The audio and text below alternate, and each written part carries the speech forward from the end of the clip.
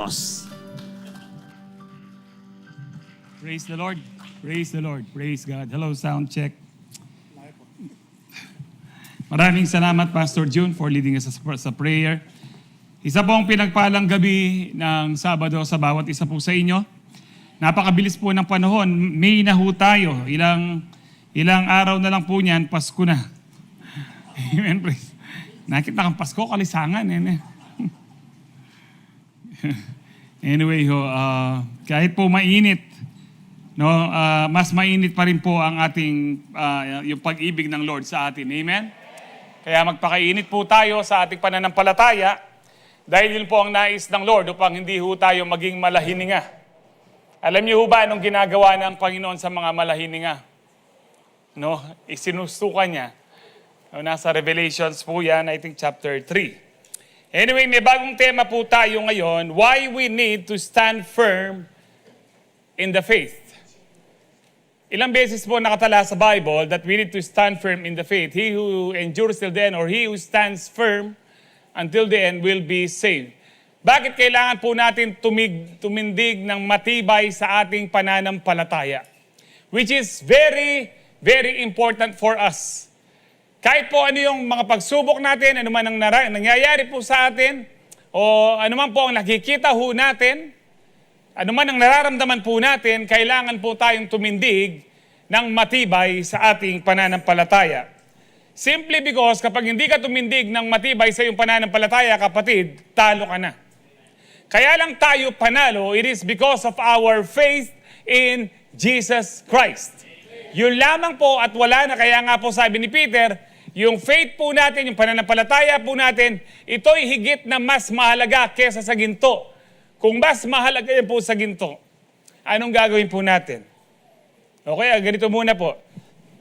Kung meron po kayong gold bar, anong gagawin niyo po? Naka-display lang ngayon ho? Nasa ilalim lang ng unan? Di ho, pakakaingatan niyo po yan. Ang sinasabi nga po ni Peter, kung iniingatan yung ginto na mas iingatan po natin ang pananampalataya kasi mas mahalaga siya sa ginto. Amen. Without faith, it is impossible to please God. Without faith in Christ, hindi rin tayo ligtas. Kaya lang ho tayo ligtas, it is because of the grace of God that we put our faith in Him. Kaya mo tayo ligtas. Wala na pong iba.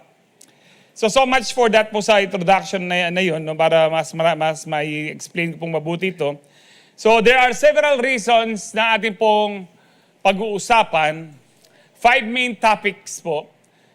This whole month of May, kung di pa po darating ang Panginoon.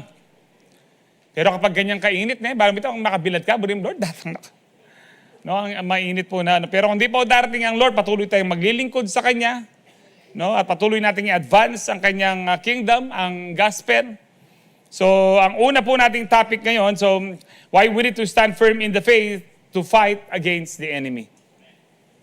Kaya kailangan natin tumindig sa ating pananampalataya upang labanan ang kaaway. Meron po tayong kaaway. Huwag niyong tignan ang iyong asawa. Hindi niyo po kaaway yan. Kahit po nag-aaway kayo, hindi kayo magkaaway. So ito po dapat makita ho natin. So ito po yung unang natin, ang unang dahilan bakit kailangan po natin tumindig is we need to fight against the enemy. James 4:6-7, sabi ho dito, but He gives us more grace, that is why Scripture says, God opposes the proud but shows favor to the humble. Submit yourselves then to God, resist the devil and he will flee from you. Heavenly Father, we thank you po sa buong araw na ito na binigyan niyo po kami ng kalakasan, ng buhay, that you have provided for our needs. We thank you, Lord, for the strength that we have right now. Even right now, Lord, we thank you na we are gathered here, O God, as one family, as one body of Christ. First, to worship you, to praise you, to glorify you, and to give you thanks for your goodness, for your faithfulness to us. We ask you, Heavenly Father, to bless us once again with the power of your Holy Spirit. Open the eyes of our understanding, Holy Spirit, that we may receive the full blessings from your word that each and every one of us, maging po yung mga bisita po namin naka-online, lahat po kami, kahit po kami mga leaders, mga pastors, we need that we may be transformed, O God. Open our eyes, open the eyes of our understanding that we may be transformed by the renewing of our minds and that we may be like you, our Lord Jesus. Salamat po, Panginoon. And as I declare your word, I declare healing, deliverance, and salvation be upon your people tonight. Lalo na po sa mga first-timers po namin. Let them know na hindi po nagkataon lamang po ito. Kundi ito itinakda mo dahil mahal mo sila at meron kang magandang, napakagandang plano sa kanilang buhay. Salamat po, Panginoon. To you be all the glory, honor, and praise. In Jesus' powerful name we pray. Lahat po'y magsabi ng palakpakan tayo po'y Lord. Hallelujah. Well, this verse is very familiar po sa atin. But I don't know kung talagang pumapasok po ito sa ating sistema, sa ating kaisipan, na itong sinabi po ni James, He gives us more grace. Did you know na yung saving grace, yung biyaya na nagliligtas, pare-pareho tayo po dyan. Pero about sa ibang grace, halimbawa po, sa grace of strength, sa grace of wisdom, grace of prosperity or giving, iba-iba po yan. Kaya sabi ni Paul, I want you to excel. Nag-excel kayo sa faith, nag-excel kayo sa speech. I want you to excel in the grace of giving. He gives more grace. What is the grace of God? It is the favor of God. Na hindi ka man karapat-dapat, pero dahil naniniwala ka, nananampalataya ka sa Panginoon, no, iyon ipinagkakalob niya sa iyo. Without any struggle. Without any, yung pong mahirapan ka. Because it is a favor. Sino pong gusto ng grace or favor ng Lord? Ito pong, sikreto po. God opposes the proud. Tinataboy ng Diyos ang mga palalo, but shows favor to the humble. No, binibiyayaan po niya ang mga mapagpakumbaba. Sino po yung mapagpakumbaba na napag-aralan po natin? Yung sumusunod sa Panginoon. Yung nagsasubmit. Kaya sabi po dito ni James, submit yourselves then. Magpasakop kayo, sumunod kayo sa Panginoon. Ito po ibig sabihin ng submit, magpasakop kayo, sumunod kayo sa Panginoon. No, ang humble po, uulitin ko, hindi po yung tahimik, para pong angel o para pong saint, parang yung kamukha ng katabi mo, saint. Mukha ho bang saint ang katabi mo? Saint Bernard. Tanungin mo kung may ano na po ng tetano yan. Rabies. Tetano. So submit yourselves then to God, no? Para kung gusto niyo ng favor, magpasakop kayo sa Panginoon. If you are submitted to God, no, meron kang grace to resist the devil. The authority that has given to us is also the grace of God. Hindi natin binayaran, pero binigyan tayo ng power and authority. So if you are submitted to God, by His grace, you can resist the devil. Mapapalayas mo ang demonyo, at hindi po sinabi dito, maybe the devil will run away from you. No, sinabi diyan, then he will flee from you. Yung flee po dito sa Greek is run away. And then kapag inano mo po siya, inutusan mo na lumayas, lalayas po ang demonyo. Sabi nga po, Capital Timing Meeting Thursday, no, na mapapansin po natin, kahit po sa gospel, na merong katangian ang demonyo na, Jesus name, na mas maganda o basta kahigit sa tao. Ay, meron ba? So, no? Bukod po, meron pa yung isa, di ba? Yung isa, yung very, persistent. Hindi sumusuko ang dyablo. Araw-araw, binibigyan kanya ng pasakit at problema. Daig pa niya si Mike Enriquez, hindi kanya tinatantanan. Pero meron pa hong isa na daig po tayo kung minsan ng dyablo, ng mga demonyo. Alam niyo ano ho ba yun? Yung pagsunod. Pag sinabi po, mababasa niyo po pag sinabi ni Jesus, lumayas ka, go. Nangangatwiran ho ba sila? Hindi, agad sumusunod kay Lord. Ikaw, sabi ng Lord, go. Ano sabi mo? Wait lang, Lord, no? Lord, wait lang. So ako rin po, wait lang.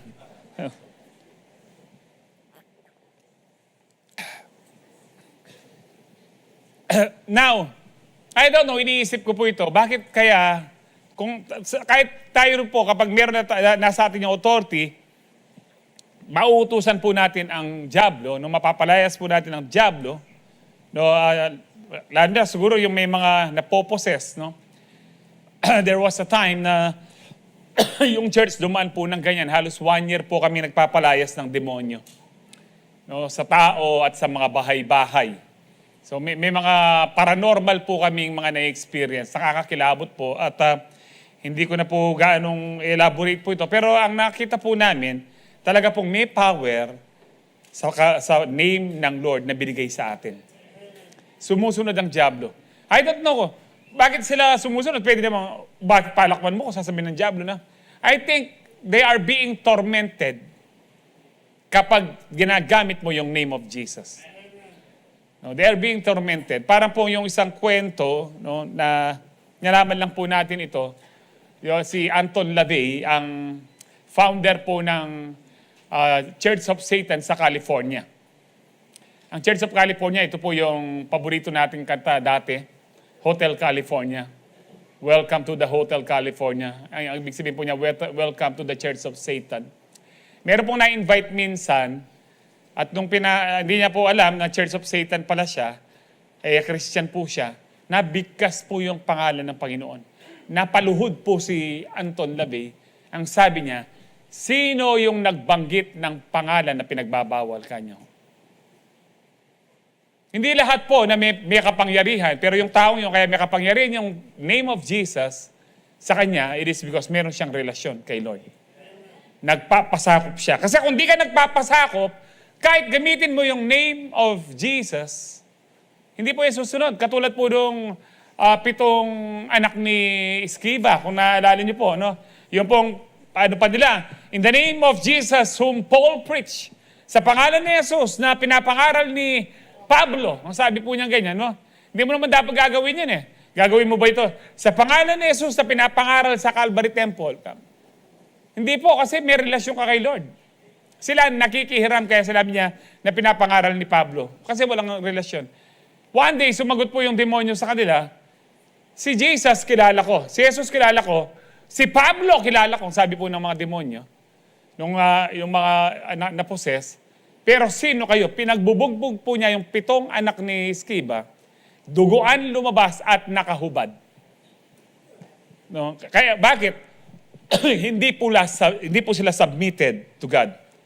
Walang pagpapakumbaba. Pero kung ikaw ay mapagpakumbaba sa Diyos, sumusunod ka sa Diyos, ang sabi diyan, kapag inutos mo ang diablo, dapat susunod siya sa'yo. Amen. So ito po ay, ang verse mo ito is a guaranteed victory. Basta ikaw ay submitted lang kay Lord. This is guaranteed victory. Hindi po ibig sabihin po dito na ikaw ay perfect, hindi ka nagkasala kanina.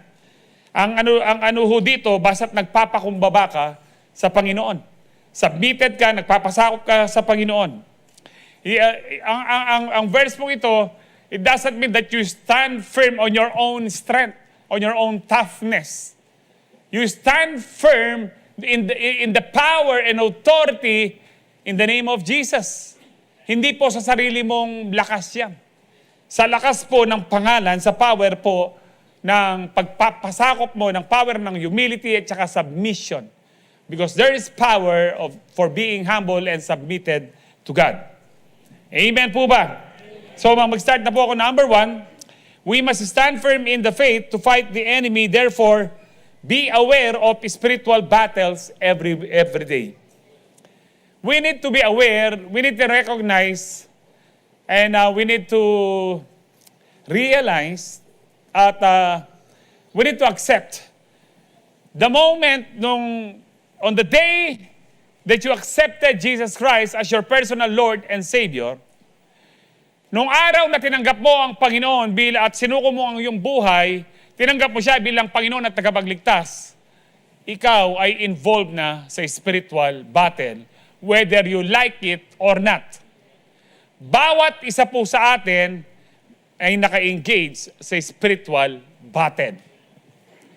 Pastor, akala kong tapos na nung sinabi ng Panginoon na tetelestai, it is finished. Opo, kaya nga po, hindi na po tama sa prayer po natin ngayon yung the battle belongs to the Lord. Old Testament po yon. Pero ang sarap awitin ng mga aawit na merong the battle belongs to the Lord. Pero hindi na po siya angkop sa under the grace of God. Because under the grace of God, the Lord has already won the battle. Has already won the war. So meron tayong kanya-kanya ngayong battle. Kaya nga po, we need to fight. You know, ang sabi po ng Bible, fight the good fight of faith. Hindi po ang Diyos ang lalaban lamang po sa atin. Lumaban na po siya. Lumaban ng Panginoon. Ikaw ngayon, kapatid, kailangan mo, ikaw at ako, kailangan nating lumaban. No, hindi natin, ewan ko, kung meron pa nagpe-pray sa inyo na inutusan niyang Lord, Lord, kayo sa inyo po laban ito. Hindi po. Maniwala kayo, under the grace of God, New Testament, ang labanan po ngayon ay sa atin na. Hanggang pumunta ka ng Book of Revelation, he who is victorious, he who overcomes. No, siya papasok sa garden at makakapakinabang sa tree of life. Kailangan natin maging overcomer sa mga pagsubok at tukso na napag-usapan po natin last month. Maging overcomer po tayo sa lahat ng ginagawa po ng kaaway po sa atin. Amen po ba? Amen. Kaya nga po, mabuksan, I want you, ng bawat po isa po sa atin, pinapaalam ko po sa inyo, meron po tayong labanang espiritual. Araw-araw po yan. Sino po kanina yung parang tinatamad ka na pumunta ng church? Siyempre, mariniakan na makakarinig, Pastor. Ako nga, kanina para pong inaantok ako, parang ayaw kong mag-preach. Pero pwede warita, akong pastor. Sabi ko, manuyab ko ako. Kanya man ata ang matudtod. No? Di naman pwede yan. O, Pastor Francis, palitan mo na ako, matundo ko. O di may papakan. At iyakan ito. Kaya karakal ko na pigdalanan, tunduya mo, ikuha na ka pala mainanin Diablo. Baka yung iba po sa inyo, yung kahinaan nyo, yung kama. Yung, sa tuwing nakikita mo yung kama, kahit yung sopa lang, sarap hatang mahiga dito. Lalo na kapag nakabukas yung aircon. No? Sa Proverbs, ang sabi po ni Solomon, yung laging tulog, yan ay papunta sa kahirapan. Kaya nga pagdating sa New Testament, consistent pa rin, anong sabi ni Paul? Huwag pakainin ang tamad. Lahat ng tamad. O tating mag-amen. Anyway, so we don't fight, we don't fight sa flesh po natin. Paano ba? Ito muna gusto ko sabihin para sunod-sunod po siya. The moment na nakalimutan mo sa isang araw na mayroong spiritual battle, madali ka ng masila ng Diablo. Because ang akala mo, kaaway mo, tao. Ang akala mo, kaaway mo, sitwasyon. Akala mo, kaaway mo, yung asawa mo. O akala mo, kaaway mo, yung mga kamote drivers. Pero ang mga kaaway po talaga natin ay mga espiritu. Saan po ba nakalagay, no? So ito pong point number 1 po natin na we need to be aware of spiritual battles every day. Does it mean na kailangan ba nating matakot? No. Ito po ay para tayo laging gising, laging handa. Kaya nga po dapat ma-aware tayo, matapang nating harapin ang mga spiritual battle po natin. Well anyway, dito po sa Ephesians chapter 6:12, sabi diyan, for we are not fighting against flesh and blood enemies. So hindi po tao, hindi flesh, hindi po mga buhay na tao ang ating mga kaaway. Amen. So hindi po yung asawa nyo ang kaaway nyo. Bagamat inaaway po kayo o yung kapitbahay nyo, hindi po yan ang asawa nyo. O yung boss nyo, hindi po yan ang kaaway nyo. O kung sino man po yung naninira po bubuli po ng buhay nyo, hindi po yan ang kaaway nyo talaga. But again, sino? Evil rulers. Tignan po nyo po ito, and authorities. May mga ranggo. Evil rulers. Si Satanas po, ginaya po niya ang organization sa church, ay sa heaven. Dahil alam niya, may mga rango, may mga matataas na rango na anghel, may mabababang rango na anghel. Ito po, ang kaaway po natin, may mga rango po sila, matataas na rango ng mga demonyo. Nasabi po dyan, no, evil rulers, nagro-rule po sila and authorities of the unseen world. So whether you like it or not, meron pong mundo na hindi natin nakikita. Against mighty powers, no, hindi po ito, ay wala nang kapangyarihan ng diablo. Opo, wala na siyang kapangyarihan sa ginawa po ng Panginoon, pero it doesn't mean na wala na siyang kapangyarihan na ikaw ay guluhin kapag wala ka sa Panginoon. Matatalo tayo. Makapangyarihan po ang, meron pong kapangyarihan. Nung pong nagrebelde ang mga angels, yung 1/3 of the angels at saka po si Lucifer, hindi po binawi ng Diyos ang kanilang kapangyarihan.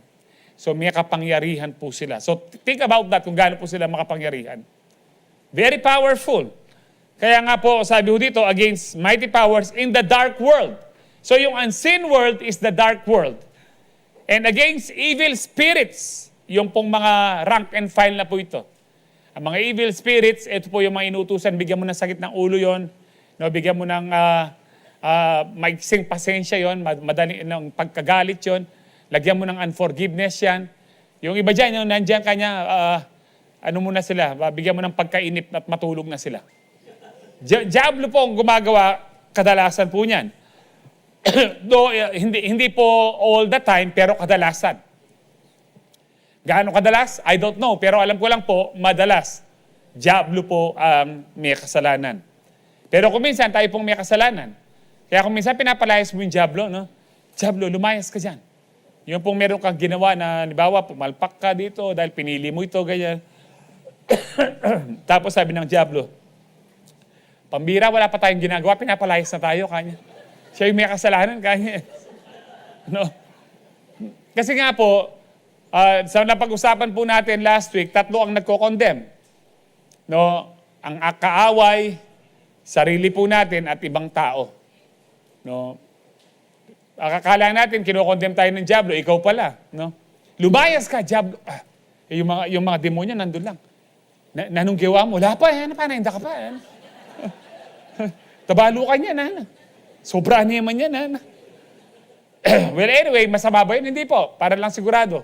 But you need to realize na meron ka rin pagkakamali. Hindi ba? So, kaya dyan, against evil spirits in the heavenly places. Alam niyo ho, no, ang mga fallen angels ay iba po sa mga evil spirits. Ang evil spirits, wala silang katawan. Ang tawag sa kanila, disembodied spirits. Wala silang katawan. I-explain ko lang po ng mabilisan po ito. Ang mga angels, meron po sila. Pwede po silang magkatawang tao, mingle sa tao, kumain. Actually po, di ba kumain po yung 2 angel na kasama ng Panginoon nung binisita si Abraham? Nung nakita po sila sa Sodom at Gomorrah, gusto pa nilang makipag-sex. Bakit? Meron nga sila Sa Hebrews, ang sabi po ng Hebrews, basta sa Hebrews po, wag daw po nating baliwalain yung mga estranghero, yung mga taong di natin kakilala na lumalapit sa atin, baka hindi po natin alam, sila po yung mga angel in disguise. No? Nasa Bible po yan. Pwede yung pakikaya po, tabalada manula ko mo yung book of Hebrews, yan po, salamat sa verse. Do not forget to show hospitality to strangers, for by doing so, some people have shown hospitality to angels without knowing it. Kaya pala may padalang angel ang Lord sa isang pagsubok, kapag pumasa ka, no, meron kang gantimpala. Naalala niyo pa ho ba yung isang commercial na kinakain na lang po niya yung isang pirasong fita niya? Tapos sabi ng matanda, lumingin sa kanya, ano pong ginawa niya? Binigay niya buo? Hindi, hinati po niya. Tapos bigla po siyang naging spiritual being, no? Parang diwata. Sabi niya, ano ang wish mo kanya ipagkakaloob ko? Sports car, yung red, kanya, bumagsak po kalahati, kasi kalahati lang din niya. Ay, ibig sabihin po niya, no? Tumatawa tayo, pag tumulong ka, buong puso na. Para buong puso mong matanggap yung gantimpala. So, pastor, kung iba pala yung mga angels po ngayon, yan po yung mga fallen angels po ngayon, yan po yung mga nakikita po nilang kakaibang nilalang na mga alien. Wala pong alien. Walang ibang planeta sa Bible. Maniwala kayong makanyan. Walang ibang planeta sa Bible. Basahin niyo po yung Genesis. Walang ibang planeta. No? At yung mga demonyo po, kailan po nag-ano ho yan? Sa Genesis chapter 6, kasi po, yung mga sons of God, meaning yung mga angels, mga watchers, ito yung mababasa niyo po sa Book of Enoch, nagbabantay po sila at na-attract sa mga babae, hindi ho ba? Kung alam niyo yung Book of Genesis chapter 6, dahil napakaganda ng mga kababaihan po noong panahon po ni Noah. No? Balang mata, mas malagula ka nita kaysa kaya kayo yenin eh. Alang bababang fallen angels kaya kayo yan eh. No? Bumawa po sila at nakapagmingle. At doon na po nag-create ng iba't ibang uri po. Doon po lumabas yung mga, sa Bible, mababasa niyo po in Genesis chapter 6, giants or Nephilim. Marami pong mga accounts ng giants. Tinatago po ng mga elite. Bakit po? Para pa sabihin nila hindi totoo ang Bible. Ang dami po. Do your research. Tapos, ang mga yan, hindi pa nakakontento sa tao, nakipag-sex pa sa mga hayop. Kaya nga po, may mga, magtaka kayo, bakit meron sila nakikitang tikbalang, tiyanak, o iba. Kung nakakita na kayo ng demonyo po, iba-ibang klaseng demonyo, nakita ko iba po yung mga itsura nila, iba-iba talaga. Mga disembodied spirits yan. Hindi po sila agad i-judge kasi po, sa mga last days po sila i-judge. So dumami po ang... Kaya nga po sa bawat experiment po ng tao na minimix po yung tao sa hayop, pag namatay po yon, yung spirito po nun, hindi siya puro, magiging evil spirit po yon. Kaya hanggang ngayon po dumadami kasi hindi po tumigil sa kaka-experiment ang mga tao. Saka ang iba pong mga tao, sa sobra pong libog po nila, nagkikipag-sex sa animals. Ewan ko kung napanood niyo na po yun sa ibang no? Yung iba po, nahuli, nakikipag-sex sa baboy. Yung isa, nakikipag-sex dun sa kanyang pinasabungan na manok. Can you imagine that? Na O kapag yun. Kaya nga po, ewan ko, nabaltaan nyo na po yung nanganak yung baboy, yung mukha mga tao. Pero hindi agad namatay. Pero may espiritu yun. Kaya malilit na demonyo po yun. Naintindihan nyo na ba ngayon? Kaya nga po, bakit may mga duwende? Huwag nyo sasabihin na hey, makilabas kayo po. Ganyan ba kayo ngayon? Makikiraan po kami. Hali, ano ba sasabihin nyo? Kayong masamang espiritu, tumabi kayo kung ayaw nyong tapakan ko kayo. Amen? Ano sabi ng Panginoon? I have given you authority to trample on snakes and scorpions. Kaya mo, hindi po yun. This po amo. Noon po, yung kapatid ko po, dahil tawas pa po noon ng sabi, anay tang manawas. Sabi ko na yung anak po ninyo, sabi niya sa mama ko, meron pong po siyang nuno sa punso sa eskwelahan kanya. Kaya po siya ganyan, kanya na nagkakasakit siya. Sa galit ko po, pinuntahan ko po yung elementary school Clemendes. No, alam ko po yun kasi may mga po yan. Sabi ko ganyan. No? Medyo may background na po ako noon sa dahil nag-attend po ako nun sa Baptist na tayo po'y may authority, anak tayo ng Diyos. Sabi ko, kayo wala kayong karapatan na saktan yung aking sabi ko pang mga yun, kayong nakakakita, ba't di kayo tumabi? Mga kutong lupa kayo. Pinagsisira ko po. Hindi po ako natakot kasi galit nga po kasi nakita ko nahirapan huminga sa asthma yung aking kapatid. Pero inosente po ako nun. Ang alam ko lang, mas may karapatan ang tao sa mundo kaysa sa mga kutong lupa. Amen. At lalawin sa kasipin nyo, hindi kutong lupa yan. No? Tao siya, maliit lang. No?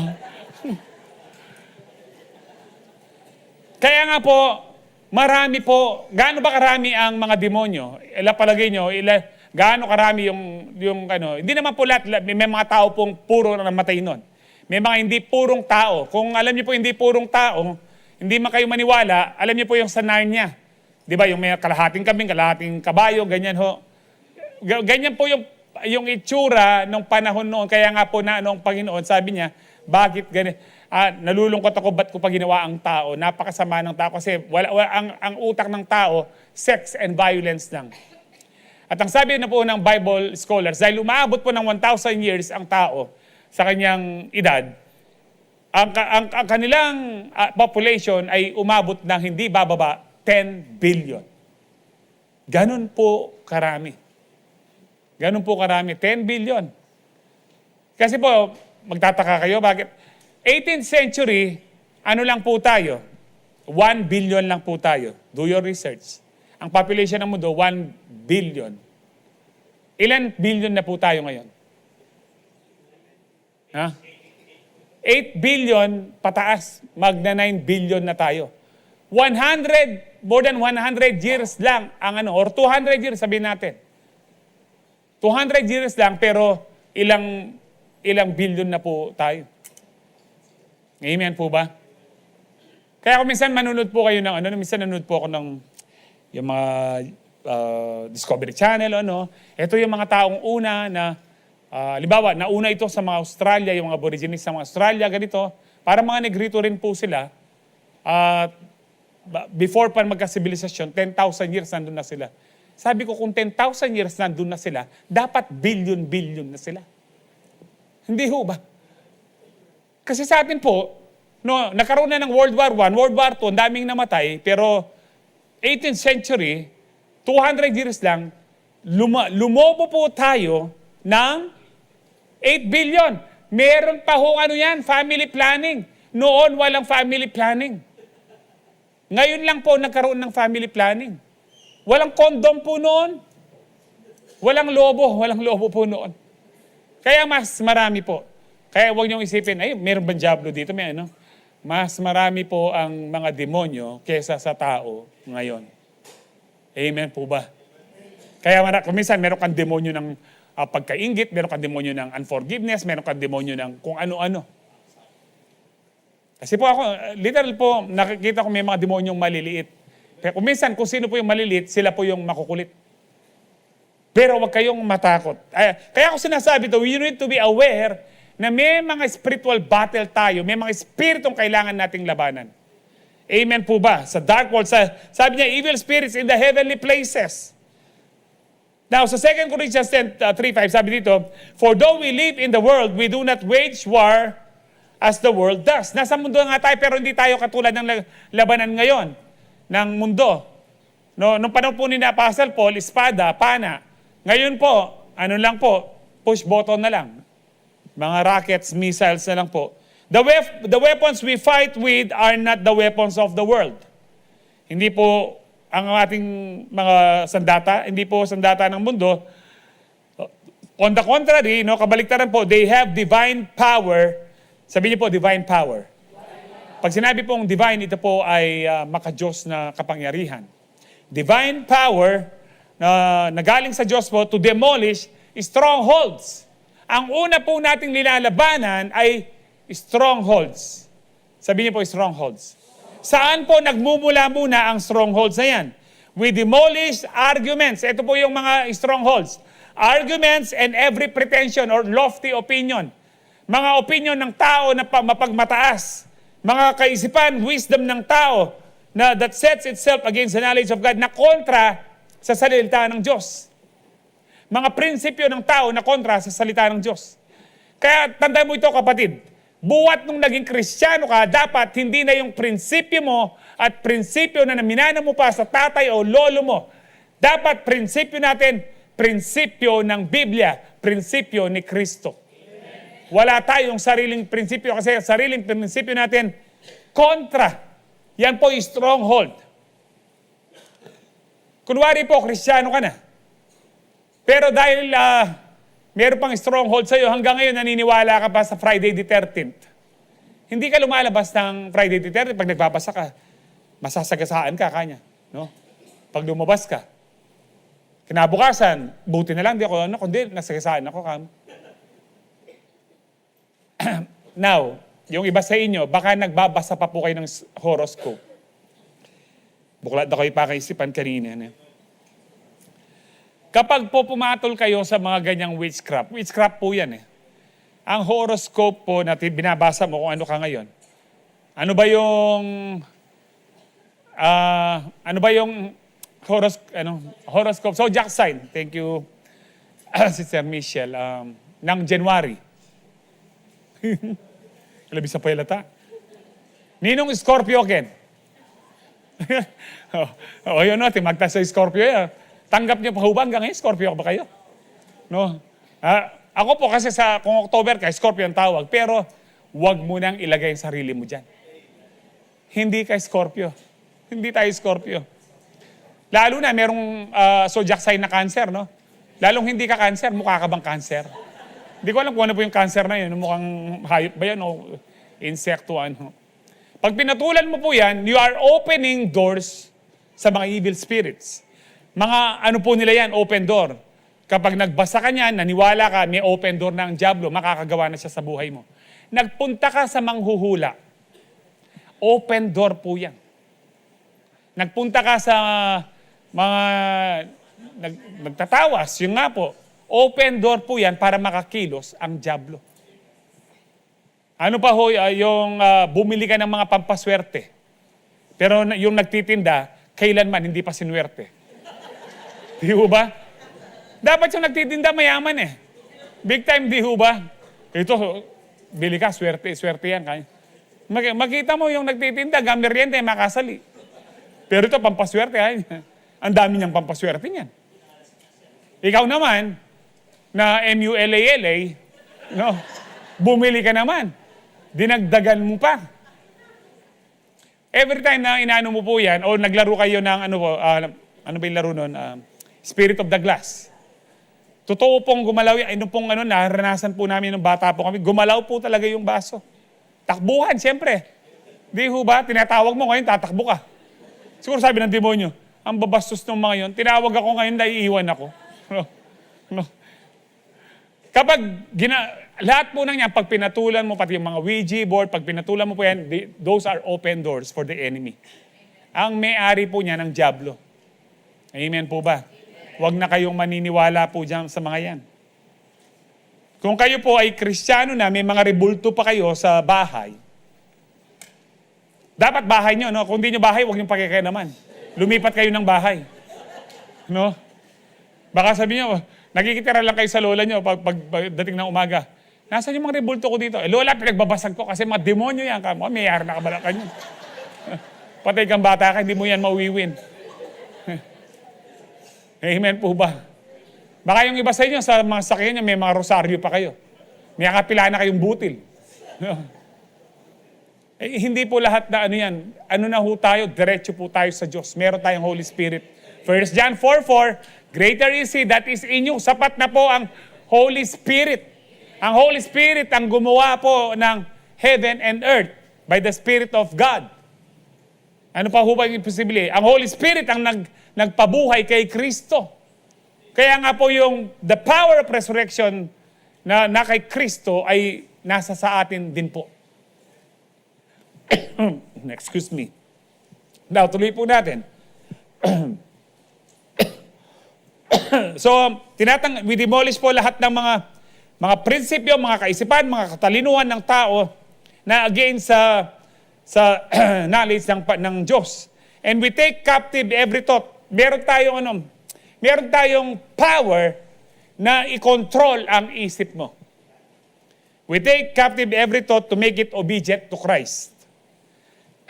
Alam niyo po, naranasan niyo na ho ba yung kahit ngayon po, nagpe-pray kayo, biglang may mga impure thoughts na papasok? Kung kailan ka nagpe-pray, yung dati mo nang pinanood ng mga pornography, bumabalik. Hindi po kayo yon. Diablo. Ibinabalik ka pa. Kaya nga po, meron kang kapangyarihan na i-captivate mo yon at ibagsak mo siya. I-rebuke mo, hindi ko tinatanggap ang kaisipan na ito. No, ang kaisipan po natin katulad po ng kay Kristo dapat. Whatever is pure, whatever is lovely, no? Yung pong sa Philippians 4:8. No, ayan po. Finally, brothers, whatever is noble, yan po. Think about such things. Kaya nga po kapag mapasok yan, meron tayong power to demolish strongholds. Huwag niyong i-condemn ang sarili niyo. Maraming ipapasok sa iyo ang diablo kung kailan ka nananalangin, kung kailan ka nagwo-worship. Ang dami niyang pinapasok ng mga basura. I-captivate natin po yon at yung isip natin na itusan natin na sumunod kay Kristo. Amen po ba? hindi natin kasalanan na pumunta yung mga yan. Pero, kumbaga po, no, sabi nga po ng isang, nakalimutan ko na po isang evangelist sa Amerika. Sabi po niya, it is not sin na yung mga birds ay lumilipad sa ulo mo. But, yung mamugad siya sa ulo mo, ibang usapan na yan. No, hindi kasalanan po yung pumasok po yung mga impure thoughts, yung mga kasalanan sa isip po natin. Pero yung pabayaan mong nasa isip mo yan, namumugad na, nasa sayo na yan. Di ho ba? Parang po sa lalaki, hindi po kasalanan yung medyo nakakita ka ng sexy at nasilipan mo siya.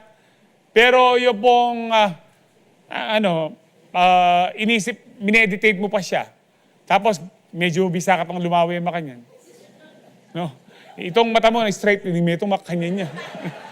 Balad niyang sobra. Iba na po yun. Kaya nga po, mga strongholds po ito kasi kapag pinabayaan po natin sa kaisipan po natin yan, dyan na po nag-umpisa ang labanan. Mag-uumpisa ka ng mag-struggle niyan.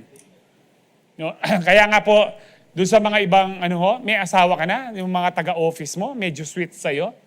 Tapos naiisip mo yung sweetness niya, minimeditate mo, bandang huli, parang sasabihin mo, in love ka na. Whereas, ang sabi po ng Jeremiah 17:9, yung puso ay mapanlinlang. Lalo na po yan, the heart is deceitful above all. Sa lahat. Hindi ang diablo ang pinakamapanlinlang. Yung pusong hindi nagpapasakop sa Diyos ang mapanlinlang. Kaya nga po may mga awit na, sana dalawang puso ko, di ho ba? Sino ba nag-compose po nun? Balo? Butchikik na. Ano pa, yung pong, bakit kayong ka lang dumating? Taga Manila po yung mga nag-compose yan, kasi traffic ka rin eh. Bakit ngayon ka lang? Yung iba, paborito niya pa yan. Pag nagbibidyoke kayo, feel na feel pa. Ano pa? Yan pa, isa po sa entry point ng yung mga kanta, videoke po. Entry point po yan, mag-ingat po kayo sa mga kinakanta. Hindi naman po lahat ng secular masama. No, may mga kanta po dyan na ano man ang gawin ay hindi na mahalaga, basta't sinasamba kita. Tama ba yon? Sino ba may awit nun?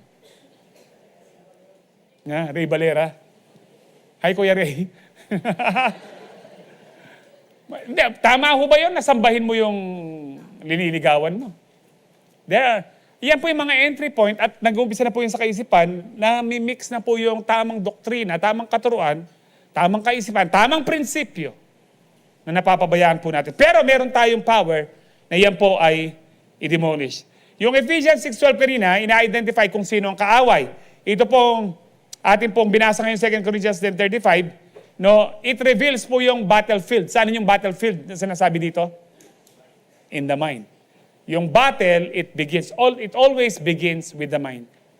Then magmamanifest na po yan kung saan-saan, sakit ng ulo, sakit ng yung rayuma, sakit kung saan-saan po.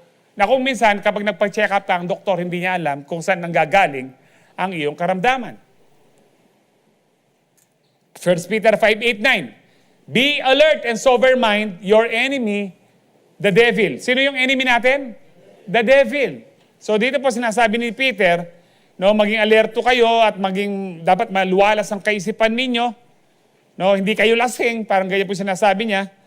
Your enemy, the devil, prowls around like roaring lion looking for someone to devour. Ang diablo daw po ay para siyang leon na umatungal. Nagbabantay po siya kung sino yung pwede niyang masila sa atin. Kung sino yung pwede niyang masaktan sa atin. Kaya nga po, sabi po ni Peter, resist him, standing firm in the faith. That is why it's very important to stand firm in the faith. Resist him.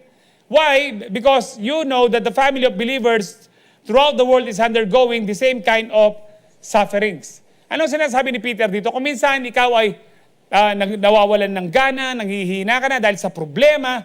Pero sabi ni Peter, alam mo, kapag ganyan ka, nagmamanok-manukan ka, Yung kaaway mo, yung dyablo, ay parang leon na umaatungal, naghahanap ng masisila. Sa mga leon po talaga na actual na leon, sino po yung unang inaatake ng leon? Di ba yung mahina? Yung nakahiwalay sa flock? Yun po yung hinahabol po nila para makain po nila. Kaya sabi ni Peter, i-resist mo ang diablong yan, stand firm in the faith, dahil huwag kang mag-alala, lahat tayo, family of believers, meron tayong kanya-kanyang suffering. Amen. Sabi po ng iba, hindi na tayo dapat nagsasuffer, wala nang suffering, nagsuffer na si Kristo. Opo, nagsuffer na si Kristo sa kasalanan natin para po sa hindi na tayo mapunta ng impyerno. Pero dito sa mundong ito, meron pa rin pong sufferings. Meron pa rin pong sufferings. Actually, sa Book of Acts, pwede bang pakihanap ito na next chapter? Anyway, yung sabi po ni Paul doon, na we must enter through many trials or tribulation, or we need to experience too many trials and tribulation so that to enter the kingdom of God. Nabasa niyo na ba yun sa Book of Acts? And then may mga preacher sasabihin po nila, hindi na tayo dapat mag-suffer, nag-suffer na si Kristo. Ayan po, 14:22, salamat. Strengthening the disciples and encouraging them to remain true to the faith. Or in other words, to remain or to stand firm in the faith. We must go through many what? We must. It is a must. Dadaan tayo ng maraming kahirapan to enter the kingdom of God. Is it by works? So hindi po. Ibig sabihin po niyan, habang paparating po ang Panginoon, habang papunta po tayo ng langit, dumadaan tayo ng pagsubok dito. And that is why it's very important na you stand firm and never give up. Kapag nag-give up ka, hindi mo makikita yung kingdom of God. Na-qualified po tayo because of the grace of God. Amen po ba? kaya nga po, ang ano pong ito, no, na tayo pong lahat, dapat makikita po natin, ang diablo, naghihintay lang po siya ng pagkakataon. Para pong alarm clock yan. Ano kayang oras kanya masisila? Kapag nagpatuloy kang mainit ang ulo, wala sa mood, kulang sa prayer, kandidato ka na para masila ng diablo. So, kaya kailangan po nating maging alerto, sabi nga po ni Peter. Number 2, we must stand firm in the faith to fight the enemy. Therefore, equip yourself with spiritual armor. Pag sinabi pong equip, sanayan mo, bigyan mo ng pagsasanay ang sarili mo ng spiritual armor. No? Tayo po ay, alam niyo po, bakit tayo may spiritual armor na mamaya babasahin po natin sa Ephesians 6? Kasi hindi po in-expect ng Lord na lalaban tayo sa sarili po nating kakayahan, sa sarili po nating strength. Hindi tayo mananalo sa spirit world. Hindi tayo mananalo sa mga diablo. No, hindi tayo mananalo sa mga fallen angels na yan. No? Kaya nga po, we need the armor of God. Sabi po sa Ephesians 6:13-18, therefore, take up the whole armor of God. Ang buong baluti, no, sa Tagalog po, baluti ng Diyos. That you may be able to withstand in the evil day, na makatayo ka dun sa mga panahon ng kasamaan, sabi po dyan, and having done all, to stand firm. Nagawin mong lahat na ikaw ay makatayo ng matibay sa ating pananampalataya. Stand therefore, sabi dito, tumindig kayo sa makatwid, having fastened on the belt of truth. Mamaya po explain po natin, isa-isahin po natin mamaya. Belt of truth, having put on the breastplate of righteousness, and ano pa po dyan? Shoes for your feet, having put on the readiness given by the gospel of peace. In all circumstances, take up the what? Shield of faith, which can extinguish all the flaming darts or arrows of the evil one, yung mga pinapana niya sa'yo. And take up the helmet of salvation and the sword of the Spirit, which is the Word of God. Hindi pa natapos dyan. Ano yung kasunod? Praying at all times in the Spirit, with all the prayer and supplication to the end, keep alert with all perseverance, making supplication for all the saints. Making prayer for all the saints. Yan po yung ibig sabihin. Now, nakakita na ba kayo ng armor? Siyempre po, ang armor po dito, ang kaisipan po ni Paul, yung panahon nila. Hindi po yung mga nakafatig ngayon. Meron ba tayong picture na naka-armor? Ayan po, do. Yung ating una pong binanggit, belt of truth, breastplate of righteousness, yung shoes, yung gospel of peace, tapos yung, ano susunod kasi, shield of faith, the helmet of salvation, at saka po yung sword of the Spirit. Ano ibig sabihin po na nito? Yung belt of truth na nakikita nyo pong yan, no? Alam niyo po kapag sa armor na yan, pag wala kang belt, ano po yan? Yung breastplate at saka po yung suot mo ano, milukas ka sa lol. Hindi ka komportableng magkikipaglaban. Hindi ka komportableng magkikipaglaban. Importante po yung belt. Lalo na po kung sino po yung nakabelt sa inyo ngayon, lalo na yung pag maluwalas ka sa lol. Siyempre kung makikipaglaban ka, sabi mo, pamo, milakos ko sa lola mo, Ari. Kaya kailangan talagang ready ka. No? At ano po yung ibig sabihin po niyan? It represents integrity. Kung nasa iyo ang katotohanan, yung integrity and God's objective truth, no? It holds everything together, keeping you what? Grounded so you aren't misled by the enemy's lies. Dapat grounded ka ng katotohanan na ito at yung katotohanan, ipinamumuhay mo. Naka-geared sa iyo po yan, geared ka at naka-belt po sa iyo yan. Now, the next one is the breastplate of righteousness. Yung breastplate of righteousness, ito po yung nagpo-protect po sa heart and emotions po natin. No, it isn't based on your own goodness. Ang sabi po dyan, kung nakakasunod kayo sa nakasulat, but on the righteousness of Christ that shields you from guilt and condemnation. Pag kinokondemn ka ng Diablo, wala kang karapatan na ganyan. No, hindi ka tatayo sa righteousness mo, hindi. Matuwid ako dahil kay Kristo. So hindi kanya kayang tirahin sa iyong puso, hindi kanya kayang tirahin sa iyong katawan. Bakit? Mayroon kang breastplate of righteousness. Ano pa ho ba? Yung shoes of the gospel of peace. Yung bota po natin, this represents stability and readiness. Mahirap pong magipaglaban na nakatapak ka. Bagamat I do believe, nanalo po sina Lapu-Lapu na wala pong tsinelas. Wala pa pong beach walk noon. Natin na bang beach walk kanita? Baka Rambo, Athena. No. Wala pa ho, pero nakatabak. Pero mas komportable. Alam po ng mga Romano ito. Kasi nga po, best soldiers sila in the world during that time. Master po nila ang pagkikipaglaban. Sila lang po yung merong sports na gladiator. Napatayan po ng tao. Sila lang po yan na noon, pinapanood po ang sports po sa arena po nila, yung mga taong nagpapatayan. Isipin niyo po yun, no? Pinupugutan ng ulo, putol ang paa, kamay. Hindi po natin ma-imagine yan. Kung minsan nga lang, boxing kapag yung, halimbawa, si Pacquiao no, na may mga tumbok-tumbok yung mga, balamoy kang manasakit eh. Lumabad ka, sige, pahalakad ka pa eh, manggilgit ka. Nung panahon na yon, mas mahirap po. Dugo po yung nakikita po niya, maputol ang ulo, labas ang mata. No? Grabe po yung sports po noon.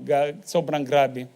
Pero ito po yung, ano ibig sabihin po ng shoes of the gospel of peace? Ibig sabihin po, no, stable ka, lagi kang merong dalang good news. Lagi mong dala si Jesus. Ano man ang problema mo, sinishare mo sa ibang tao. Ano man ang sitwasyon mo, kapag meron kang pagkakataon na i-share ang Panginoon, i-share mo. No, ito yung nagsishield din po sa atin. Pag alam ng Diablo na ikaw ay ambassador ni Kristo, dala-dala mo meron kang mga angels na nagbabantay sa iyo. Hindi ka basta masisila ng Diablo. Bakit? Kasi namumuhay ka bilang ambassador ni Kristo. It gives you the firm footing needed to stay calm and move forward with the good news, even in rugged or difficult situations. Next one is shield of faith. Yung pong, pangharang po ito. This is your first line of defense. It involves active trust in God's promises which intercepts and extinguishes yung doubts, yung pinapanakan ng duda, ng temptation, ng fear, kung ano-anong pinapana sa iyo ng Diablo, anong tinataas mo? Yung faith. Hindi. Ang sabi ng Panginoon, siya ang aking kagalingan. Ang sabi ng Panginoon, hindi niya ako pababayaan. That is how you shield yourself from the flaming darts or arrows ng Diablo. Binibigkas mo yung salita ng Diyos na, hindi, alam ko hindi ako pababayaan ng Panginoon. Meron kang faith na hindi ka pababayaan ng Panginoon. Amen. Ano pa po? Helmet of salvation. Napaka-importante po nito, no? Lalo na sa mga nagmumotor po ngayon, no, it protects your head, your mind, kasi po kapag natamaan ng ulo, wala na. Pero ito po, the battle begins with the mind. Kaya nga naka-helmet po, yan ang madalas uunahin ng dyablo. It protects your mind, yung salvation.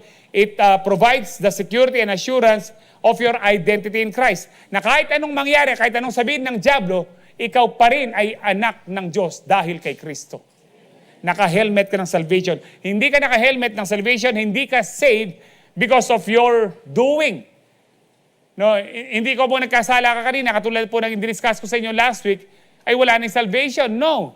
Hanggat na kay Kristo ka, nandoon ng salvation, nandoon ng helmet of salvation mo. Amen po ba? Now, sabi po ni Paul sa una kanina, equip yourself. Sanayin mo ang sarili mo dito sa mga ito, sa belt of truth, breastplate, no, shoes, shield of faith, helmet of salvation. Sanayin mo rin ang sarili mo. No, sabi po dyan, tapusin ko na lang pala muna ang helmet of salvation. It provides security and assurance of identity in Christ, preventing the enemy from attacking your thoughts with fear and hopelessness. Amen. Naintindihan ho ba natin ang mga symbolism po nito? Ano pa ho ba? Sword of the Spirit. Ang sword of the Spirit, ito lang po yung pang-offense po natin, offensive weapon po natin, which is what? The Word of God. It is used to strike back against the enemy by speaking, applying specific scriptures to counteract his attacks. Kanina, ginagamit mo yung shield of faith mo para hindi ka matamaan ng mga doubt and fear na binabato o pinapana ng diablo sa iyo. Ngayon po, hindi ka lang basta hindi didepensa, dapat kang lumaban. Kahit po sa anong labanan, whether kahit po sa mga sports, kung basketball, kung puro lang kayo depensa, walang nagsushoot, hindi kayo mananalo. Kailangan merong offense. So yung pang-offense po natin, the sword of the Spirit, which is what? The Word of God. Amen ho ba na ito po'y pang-ano po natin, counter-attack po natin sa diablo. Ang problema, kung wala kang alam sa Word of God, anong panlalaban mo? Huwag kayong maniwala na kapag medyo may edad ka na, hindi ka na makakapag-memorize. Hindi po totoo yun. Even yung mga experts, sinasabi po nila yun. Kaya ka nahirapan mag-memorize kasi hindi ka na sanay. Sanayan mong muli. Mag-umpisa ka sa maiksing verse muna. Katulad po ng John 11:35. Alam niyo ho ba yun? Jesus wept. 2 word, patakaliwan niya pa.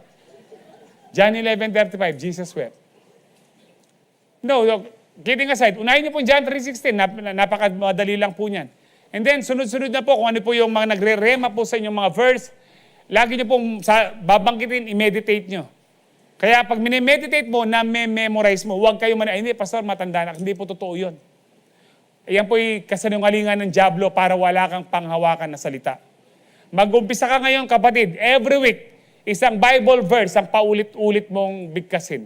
Ma-memorize mo yan. Amen ho ba? Amen. Yung mga senior, amen ho ba? Amen. Dapat po tayong mag-memorize. Para kung wala kang alam sa Word of God, anong panlalaban mo? Ano yung sword mo? Baka yung sword mo, makanyanya mo. Jesus wept ya pa. Sasabihin ng diablo, na ano yan, Ana? Dapat yung po natin talaga, blazing sword po siya. Yung iba, pang Star Wars pa daw. No? Hinahati, pati bakal. So, depende po yan, dun sa pagkakaalam mo sa Word, depende po yan sa paano mo i-apply ang Word of God. Amen po ba? So, assignment nyo po yan. Kayo na po mananagot sa Lord na hindi kayo nagme-memorize. Mag-memorize po tayo. Maniwala po kayo hindi totoong. Ako, ilang beses na po ako na-opera. Ay, marakal na ako anesthesia. Mas marakal ko anesthesia.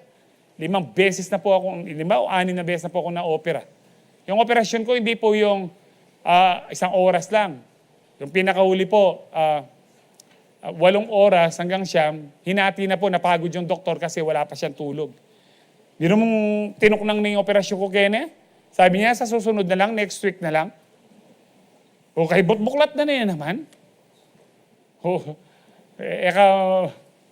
Totoo naman po talagang, alam ni Pastor Francis to, lahat talagang tutod, di ba? 24 hours na daw siya nag-o-opera. O puta ka, sabi ko, sige Dok, puta na nung paglako na pakinggamat ko. Ano? Matanggal yung superpowers ko dito. Ayaw na nga lumabas eh. Kaya nga po, kahit po nung nag-Bible school ako, mga kabataan po yung kasabayan ko. Pero alam niyo po, sa edad ko, natalo ko po sila sa mga memory verses. Talo ko po. Kasi sabi ko, Lord, kung pinagba-Bible school mo ko, bigyan mo akong magandang memory. Madalas po, wala po akong tulog noon. Huwag kayong palinlang sa Diablo na hindi na kayo makapag-memorize. Katamaran lang yan. Amen. Pilan na po rin mag-amen. Sabi ko po, mag-memorize tayo ng Word of God. Amen. Para manalo tayo, meron kang espada panlaban sa Diablo. Di ba sabi ng Panginoon, the Holy Spirit will remind you of the things that I have said to you. Yung salita ko, i-remind ng Holy Spirit. Hindi po sinabi ng Holy Spirit dito na sasabihin niya. No, i-remind niya. Ibig sabihin sa inyo niyan, nasa mind mo na, i-remind lang. Again, ima-mind ka niya. Amen po ba? Amen. Ayan po, He will teach you all things and will remind you of everything I have said to you. Walang i-remind. Kung puro ka Netflix at saka TikTok at saka Reels, ayun ang ma-remind mo. Kailangan po mag-memorize tayo. Amen. Ang panghuli po, yung verse 18, prayer. Kung meron kang baluti ng ganito pero hindi ka nagpe-pray, meron kang belt of truth, breastplate, shoes, meron kang shield of faith, helmet, at saka po sword of the Spirit. Pero kung hindi ka nagpe-pray, walang kwenta. Sabi, kung babalikan po natin yung kanina sa verse 18, praying at all times in the Spirit, with all prayer and supplication, to that end, keep alert with all perseverance. With all perseverance. Sabi niyo po perseverance. Nung maging alerto kayo with all, paano ka maging alerto? Lagi ka mag-pray with all perseverance. Making supplication for all the saints. Kaya sabi diyan, prayer is the power source. Sabi po diyan, while not a physical piece of armor, yung verse 18 shows that constant prayer is how you activate and maintain the armor, keeping you connected to God's strength. So paano natin matatalo ang Diablo? Hindi lang po yung baluti, kundi prayer. Sabihin niyo po prayer. Last point, we must stand firm in the faith to fight the enemy. Therefore, stand together with the family of believers. Medyo kakaiba po itong point number 3. May mga ibang points po akong nakahanda po dyan. 3 points po sila. Sabi ng Lord, hindi yan. Ito yung bigay mo. Stand together with the family of believers. Bakit po? Ang spiritual battle po natin, hindi po yan solo mission. Yung spiritual battle ng kapatid, na kasiyo mo, hindi niya po battle lang yon. Battle din po natin iyon. Ang bawat labanan ng bawat isa, magkakasama tayo. Bakit? Iisang katawan lang tayo ni Kristo. Lalo na kapag kapamilya mo o kasiyo mo. Amen po ba? Kaya nga magkakasama po tayo. We are called to support, encourage, and pray for one another. No, sabi po ng Ecclesiastes 9:4-9:12, two people are better off than one, for they can help each other succeed. Mas mabuti daw yung dalawa kaysa sa isa. Anong sabi po ng Lord sa Gospel? Where 2 or 3 are gathered in my name, there I am in the midst of them. Kung merong dalawa na nagkakatipon, nananalangin sa pangalan ko, nandoon ako, sabi ng Panginoon. If one person falls, the other can reach out and help. But someone who falls alone is in real trouble. Ang ibig sabihin po nito, walang lone ranger na Kristiyano. Hindi, total, kilala ko ng Panginoon, hindi na ako mag-a-attend. Magbabasa na ako sarili ko, magpe-pray ako, diretso ako sa Panginoon. Bakit po? Kasi isang katawan lang ho tayo. At iisang langit lang, kapatid. Walang kanya-kanyang langit. Amen. Walang kanya-kanyang langit. Kapag gumawa ka ng sarili mong langit, masusunog din po yan. Amen po ba? Kaya nga po, yung sabi po dyan, likewise, two people lying close together can keep each other warm. Kung nilalamig kayo, no, magkadikit po kayo, pareho po kayong iinit. But how can one be warm alone? Lalo na kung nasa, kasi po sina Paul, alam po nila ito, no, may mga panahon na may snow po sa kanila. Now, kapag ikaw ay nanlalamig, kailangan mo ng CU. Para hindi ka man lamig, huwag kang mag-absent sa CU, huwag kang mag-absent sa church. At kung pwede, mag-attend ka rin po ng prayer meeting po natin, yung meeting of the prayer warriors. Para lagi kang mainit. Kasi kasama mo ang mga kapatiran sa panalangin. Kaya kapag may problema ka, anong ginagawa po natin? Nagpapapray po tayo sa iba. Hindi ba ako, madalas ko rin sabi sa'yo, pag-pray niyo po ako, meron pa akong ganito, ganyan. Kasi po, ang labanan, hindi po yan solo. Magkakasama po tayo. Lalo na sa mga pamilya po natin at mga kasiyo po ninyo. Hindi, ay may problema siya, bahala siya, hindi po. Kailangan po nating ipakita yung ating pong malasakit sa bawat isa. A person standing alone can be attacked and defeated, but two can stand back to back and conquer.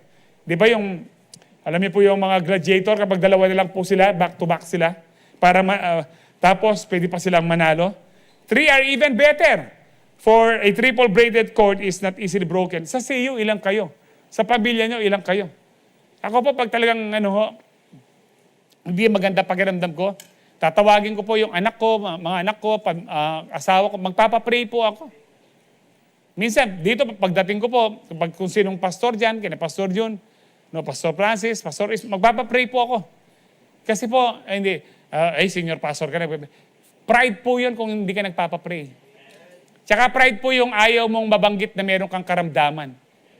Kasi po, may mga kilala kami, may na pastor nga.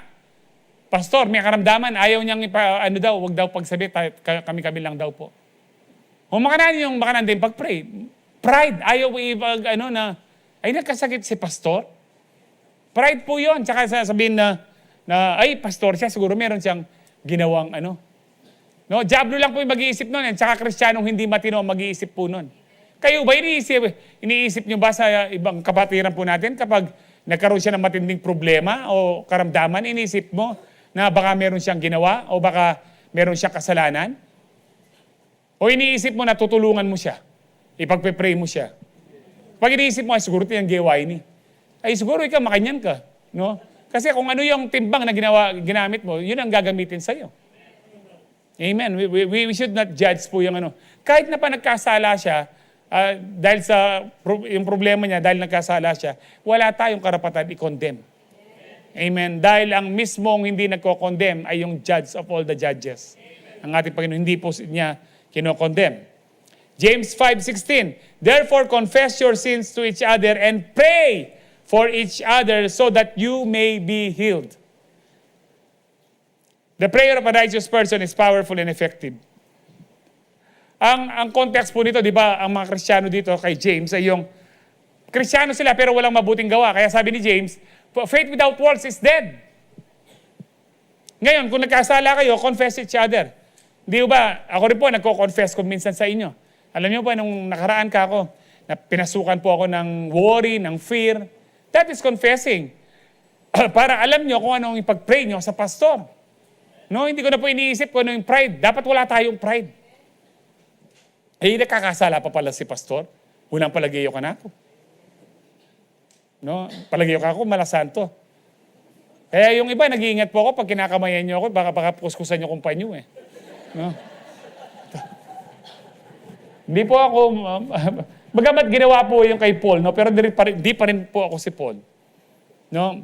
Kaya nga po dito, confess each other kung nagkasala ka, yung po nagkaroon ka ng fear, nagkaroon ka ng doubt kay Lord, sabihin mo, alam mo kapatid, nagkaroon ako ng duda, nanlamig ako, no, nagalit ako sa Diyos, confess your sin to each other. And then, pagpe-pray ka po para ma-heal ka. And then, because what? The prayer of a righteous person is what?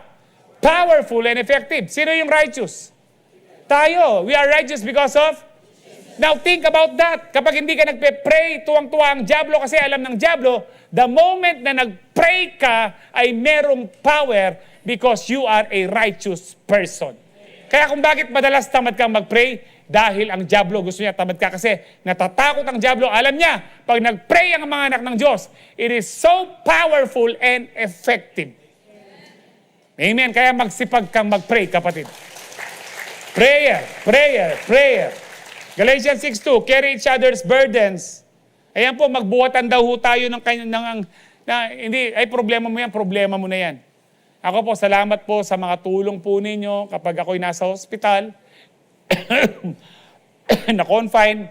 No, marami po sa atin, tinutulungan po talaga ng church, ang bawat isa, tsaka yung mga generous member po natin. mga kasiyo ko po sa mga sa mga council po. No, nagbubuhatan tayo ng problema, hindi yung ay problema mo na yung pastor. Sa akin nga po kapag nanghihina ako, lahat po ng pastor nagbo-volunteer mag-drive sa akin. Kaya lang isa lang yung manubela.